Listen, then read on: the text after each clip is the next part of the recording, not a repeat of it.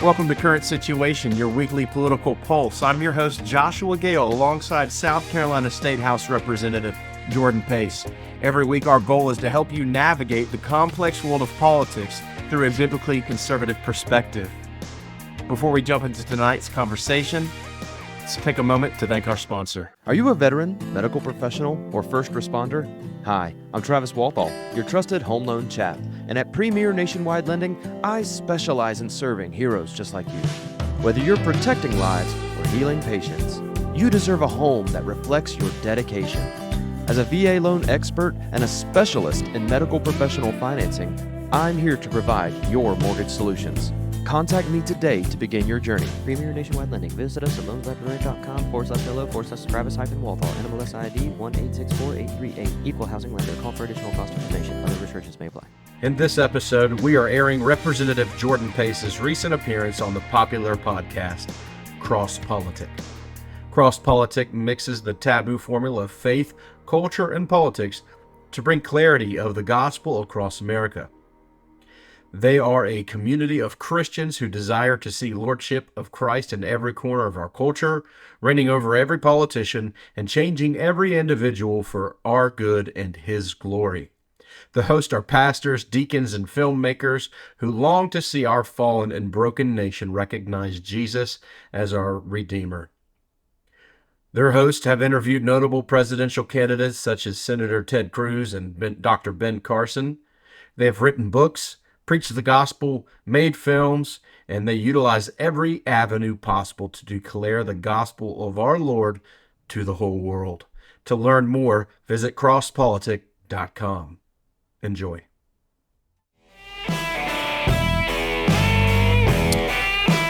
Hello, y'all. Welcome to CrossPolitic. It's just Pastor Toby and the Water Boy. It's no Chocolate Knox. He's on the road filming some projects, so sorry. You just get us. There's no worry about it.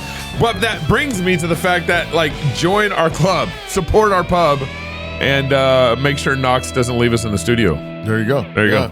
Van Gelder Technologies is a U.S.-based custom software development company specializing in cross-platform mobile applications, web applications, and desktop programs. Leveraging open-source frameworks, they quickly and efficiently build custom software solutions that are tailor-made to fit your specific needs. There's no need for new Christendom companies to be content with offering subpar mobile or web experiences. Van Gelder Technologies can help you build better software for the glory of God. You can learn more today and view examples of their work or get in touch at www.vangelder.tech. That's VANGELDER.TECH. Vangelder.tech. That works. Yeah, there you go. That works. We're technology and that's the ad ends. Technology We're technology and. I think there's probably a few more words. I think we have a bad pace there. But now you won't forget this ad. That's We're right. technology and. We're technology and. ... You. That means you. Look it up and find out. There we go. We're really grateful to have Representative Jordan Pace of South Carolina from District 117. He's a barbecue, liberty, and theology enthusiast. Oh, yes. Jordan, Praise the Lord. Thanks for joining us on CrossPolitic. Thanks for having me. What's your favorite barbecue sauce?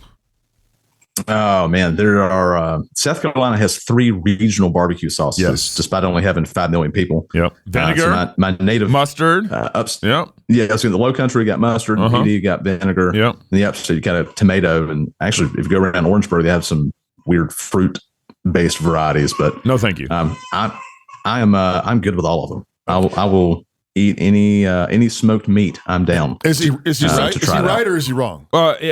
So. Yeah, I think I'm a Yankee, so I don't know how these things work. Their mustard barbecue sauce, some of their mustard barbecue sauce is fantastic. Yeah. In fact, do you have your own recipe? Because I'd love whatever recipe you use because I'd like to try it myself.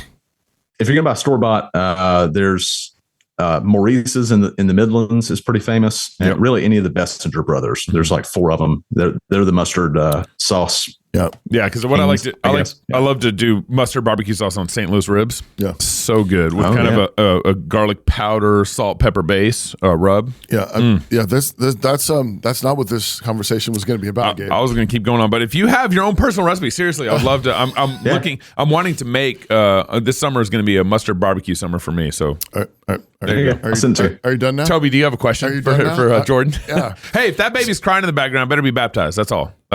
It can cry all at once. It just needs to be baptized. Well, we're a little too Baptist for that, but we are Reformed Baptists. So praise the Lord. Praise the Lord. That and mustard barbecue sauce. Okay. So are you done? You can go. You can go now. Yeah. The thing that we were just, I mean, there's a bunch of stuff going on in South Carolina. Gabe and I were just hunting through your Twitter feed, actually, your X feed, and just trying to see what was going on there. And we noticed right away there's actually quite a few similarities, it seems to us, between Idaho and South Carolina. Yeah, that's right. Where you have a relatively kind of red state, relatively conservative state, probably even super majority, more, super majority. Yeah, heavy Republican majorities, and yet y'all are doing stupid stuff. Like us. And we have the Mormons to blame. But what do you have? I mean, so we found this one. Conservatives in South Carolina apparently voted to fund gummy bear sculptures and queer body drawings recently. Because Republicans voted for that. I wouldn't say conservatives voted for that. Okay. In the budget 2 weeks ago, I submitted myself 45 or 46 amendments to the budget on the floor, which is more than normal. Usually there'd be, 10 or 12 total for everybody. And one of them, or actually 2 or 3 of them, were about the Arts Commission, because we discussed the budget 3 or 4 days after that article came out. And they were trying to increase that Art Commission budget from $5 million a year to $7.6 million a year, so they could expand their operations.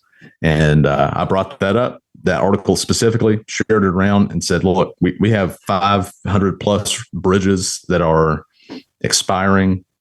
We haven't even attributed the money that DOT needs to get them fixed, like the recurring money every year that they're saying they need. And yet we're trying to increase gummy bear art and queer body art stuff by $2.5 million. I don't think that reflects the values of most South Carolinians.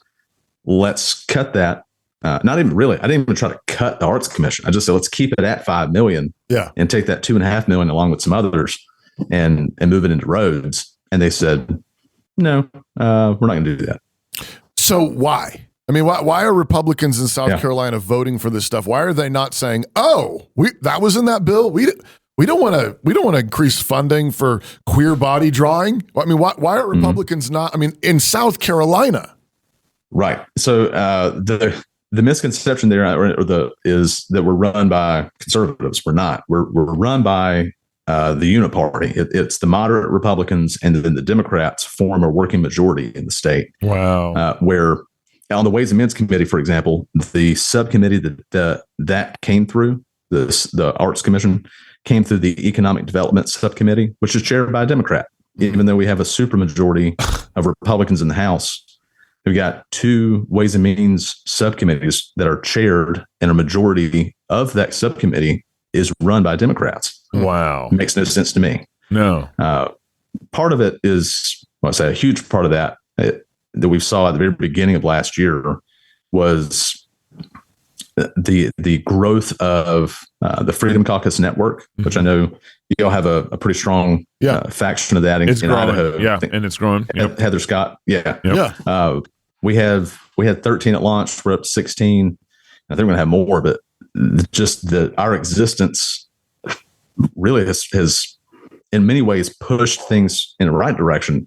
But it also has put the leadership on notice that have done this kind of stuff forever, that we want it to change, and we're going to fight about it, and we're not just going to sit back. So the reason that, okay. I was just going to ask, so how many representatives do you have a House and a Senate in South Carolina, and then how many members of each? And so what are the ratios? Yeah, so it's 124 members of the House. Yeah. And then I believe we have 46 members of the Senate. Okay. The 124 in the House, I think we have 77 Republicans and 36 Democrats. Is that math right up? Yeah, we got 1 vacancy right now. Okay. So we have 16 members of the Freedom Caucus. Now, in the January of last year, we had this falling out where they changed the rules of the House Caucus. So for 100 plus years, the rules of the House Caucus of all the elected Republicans was you show up, you pay your dues, and that's about it. And they were very loose. But since the Freedom Caucus popped into existence, they added this rule about not being able to campaign against other elected members of the House. So you couldn't endorse a challenger to somebody else who's in the House Caucus, even if it was your son, your brother, your best friend. We asked all those questions, and they said, yeah, if it's anybody, you can't support them. You can't take pictures with them. You can't endorse them. They even said, like in this meeting, like taking pictures of the voting board, how we all vote, taking pictures of that, putting them on the internet is against, could be against the rules too. What? So there was a bunch of us that wouldn't sign it. And ever since then, there's been this split and this ongoing, I won't say war, but struggle kind of for the heart and soul of the Republican Party within the state. And we saw this past Monday, yesterday at noon was the cutoff for filing. So around the sate, we have a record number of contested primaries. Yep. I think the most since like the 1800s. We're going to have a test this summer about what direction the party's headed. And I'm generally optimistic. Wait, so that means they got a bunch of Freedom Caucus people going against the rhinos or whatever you want to call them. Potentially. Yeah. I don't know if they're all Freedom Caucus, but sure. Many of them that I've talked to have said that the fight that you guys are fighting, whether it's the 45 amendments on the budget this year, last year we had over 100 amendments where we tried to cut tens of millions of dollars of DEI spending at the universities, and they wouldn't do that either. But those are the kind of things that they've said have inspired them to run, so even if they don't know what they're doing. So these new caucus rules, though, did I understand you right? So you as an elected House member are not allowed to say which, like in these who voted for who. You can't paste it on the internet. No, but in these upcoming races, in this primary, are you allowed to endorse the candidate that you think is the best candidate? I can, because I refuse to sign the rules. But they were trying to physically. So this is like Republican rules. Yeah. These are like House Republican caucus rules. I see. But they instituted new. But so you didn't sign it. So you're saying I didn't agree to those rules. But did we hear correctly that there was at least one House Republican that was kicked out? Oh, all of us that refused to sign it were kicked out. Physically, we were physically barred by the majority leader. Like he put his arms out and put hands on one person to stop us from coming into this second caucus meeting after we refused to sign it. Okay. So you're not in, like, you're Republicans, but you're not allowed to be part of the caucus party. The priests. Right. I have, this is my first term in the House. I've been to one caucus meeting, which was when we refused to sign those rules. Yeah. And they haven't allowed any of us that refused to sign it to come back since. So the one caucus meeting I went to, I got a standing ovation for beating a Democrat who was an avowed like socialist. Yeah. Beat her by 30 points, and then they wouldn't let me come back. he got the clap, and then that's it. They're like, wait a second. So, Jordan, I think our listeners that are tuning in, right now, legislative session is going on in your state right now. Mm-hmm. Our state, so forth. It's pretty much, I think every state has legislative session happening right now. In our state, we have a similar fight between the Freedom Caucus and the rhinos or the old guard or whatever you want to call them. And this year, because the Freedom Caucus has put a dent into things, the old guard has now raised millions of dollars to fund races at the precinct level. So I've been a precinct leader since 2014, 15. I can't remember my dates that and I never had a challenger. Yeah. This year I passed my baton off to a neighbor of mine, and he has a challenger in May. Okay. For a precinct leader. In fact, almost all our precinct available slots have a race. Yeah. Which is unheard of at least in my county. I don't know what it looks like statewide, but pretty unusual. It's pretty unusual. Yeah. And so there's something like 958, something like that, precinct positions. Okay. And they're funding, millions of dollars of funding are going down to the precinct because the old guard doesn't like the inroads that we've made into the party. And so they're going right to the grassroots. And this is where like taking care of your community, loving your neighbor means paying attention to what is going on all the way down to the neighborhood level. Yeah. Look around, find who your precinct leader is, figure it out, and then just vote in May because it actually has major implications of what happens at the top. Yeah. It's incredible. Are you seeing similar things in South Carolina, Jordan? Yeah, so there's a couple of dark money groups like 501c4s that you can't tell who's giving them money and who's operating them other than whatever attorney registered them. They spent collectively well over $1 million over the last year doing mailers and text message like phone fake surveys, attacking Freedom Caucus members. Trump just asked me, Trump before the show just texted me, tell me to fill out a survey. He literally did. Yeah, I think it was Trump actually with Trump himself, exclusive from Trump. Yeah. So because of that, I'm trying to remember how many there were at least 3 full-page mailers that went out in all of our districts, probably 5 text messages per member. Wow. So like 14 of the 16 of us have primary challengers. Providentially, I don't. I mean, purely attribute that to the Lord's hand, but they recruited 10 to 12 members, or people who run against our members. But on the other side, because of their antics and because of the stuff that they've done and the lack of action that they've done on the floor, we've got 30 people that have signed up to run against kind of the status quo incumbents. Wow. So that's why I'm tentatively optimistic. I think we can, with the support of the grassroots and strong conservatives, we can hold our seats and then gain some more. And that's really what could really be a fulcrum of change in South Carolina to get away from the gummy bear art and crazy wasteful spending and Green New Deal. I mean, our Department of Commerce and governor is just obsessed with electric vehicles, battery plants. Last year we gave $1.3 billion in cash, not tax rebates, like cash out of the Treasury to Scout Motors, to Volkswagen, to build a electric truck and SUV. A foreign business. Plant. A foreign business, right, with a history of not so great financial management. And I asked a couple, I voted against it. I was the only person to ask a question on the floor when we passed it. And it passed in 9 days. Like from the time we heard about it to the time the governor signed it was less than 2 weeks. And I asked a couple of members, like, do you know who started Volkswagen? And they said, no, it's German, right? And I said, the Nazis. The Nazis started Volkswagen.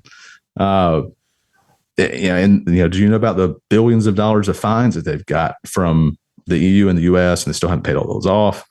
400 million of that 1.3 billion was just a cash grant to Volkswagen, to Scout. Just here's $400 million from the taxpayers to build your plant. And they told us, hey, it's going to be 4,000 jobs. I asked to see the agreement because I work in commercial real estate when I'm out in the legislature before we voted on it. And they said, no, it's confidential. You can't read it until it's voted on and signed. Unbelievable. It's very Pelosi, right? Yeah. You can vote on it, then read it. Yeah. When I finally got my hands on it, the Scout doesn't have to produce 4,000 jobs. They only have to produce like 400 jobs. All their suppliers and stuff they think will bring 4,000. So the whole thing was just bunk. Wow. That's kind of par for the course in South Carolina, and that's the kind of stuff that we're looking to stop. You guys are aware that we have a new app, right? If not, you should download it right now. Head on over to your favorite app store, type in CrossPolitic or Fight Laugh Feast or Pub TV. And once you find the app, you might need to update your app, or if you have a Droid phone, you may need to delete your current FLF app and re-download it. But once you download it, you'll be able to view or listen to all our content right on your mobile device. Every show, backstage content for Pub members. As always, if you'd like to sign up for a Pub membership, head over to fightlaughfeast.com. Go to fightlaughfeast.com. Become a pub member. The Fight Laugh Feast Pub is our app. But then if you become a club member, a pub member, you get access to all our conference talks. You get access discounts to our conference, to our backstage conversations with many of our guests, and you get discounts to the Fight Laugh Feast conference. So, Jordan, why is I guess two things. What have you seen as a legislator with Christians being involved in politics? Has it been pretty weak sauce? Is it pretty difficult to get them out to vote? That kind of thing. Secondly, why is South Carolina strategic to our nation? I think Idaho is, in terms of conservatives owning it and running it, and Christians running our state. Is South Carolina? Why would South Carolina be strategic to our nation? So we'll answer the second question first and then go backward. Yes, I think South Carolina is one because we have the first in the South presidential primary for the last 50 or so years. So presidential candidates always come through South Carolina. We get a lot of face time with them and it can have a lot of influence there. Yeah. And then the other side on the economic level is we have the Port of Charleston, which is just down the road from the district that I represent. That's one of the, I think, 2 or 3 ports on all of the East Coast that can handle the big super tankers that come through the Panama Canal now. So we're seeing crazy amount of growth in industry and distribution just because of the port. So on a political level, though, beyond the presidential, and very much like Idaho, any state where the conservatives or where Republicans have a super majority in both houses, have the governorship, should be leading the way, like Florida's doing, on these conservative policies and setting that standard and pushing that Overton window. Whereas the left is just a lot more strategic about it. And this goes to your first question: are Christians active? Yeah, I think a lot of them are. Are we wise like serpents and gentle like doves when we should be? Most of the time, no, we're not. We don't have that serrated edge that we should, and apply it as necessary. We're too nice. And I appreciate what you guys have done. I've listened to CrossPolitic for 4 or 5 years since y'all were on satellite TV and before any apps or anything like that. So, and big Canon Plus subscriber.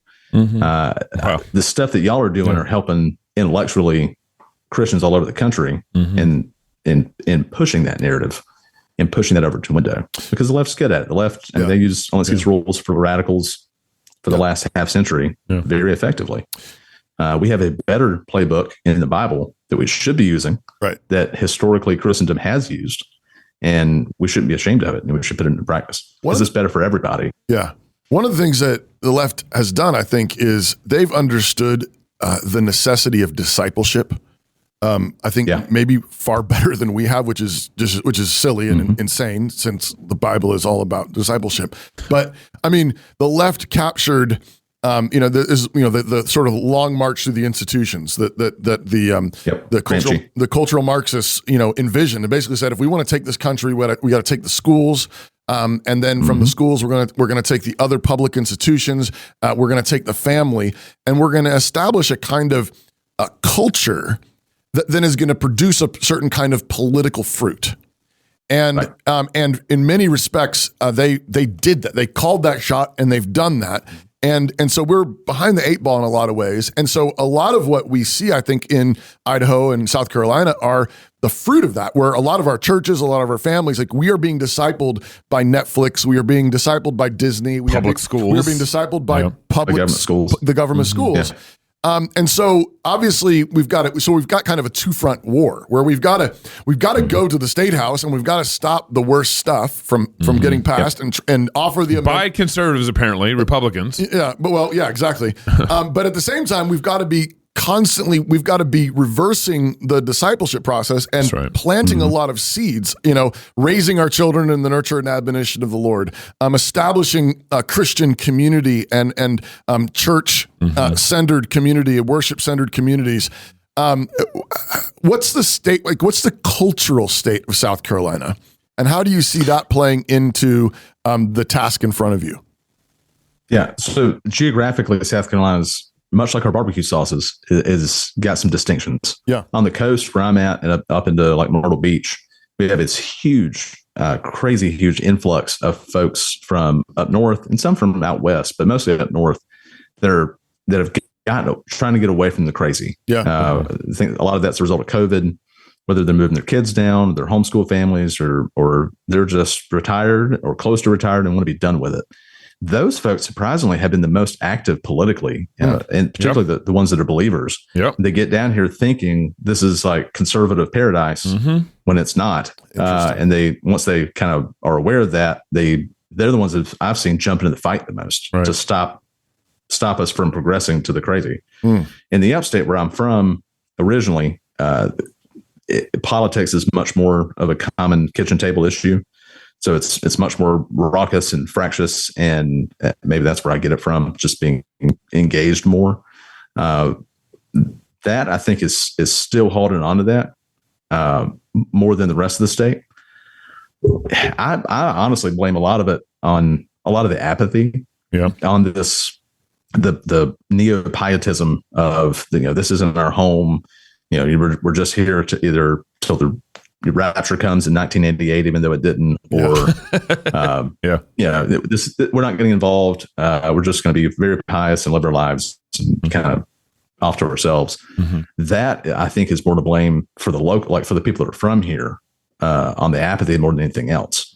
So the good thing is we got folks that are planting churches and revitalizing churches all over the state that are pushing back against that are saying, this is our home now.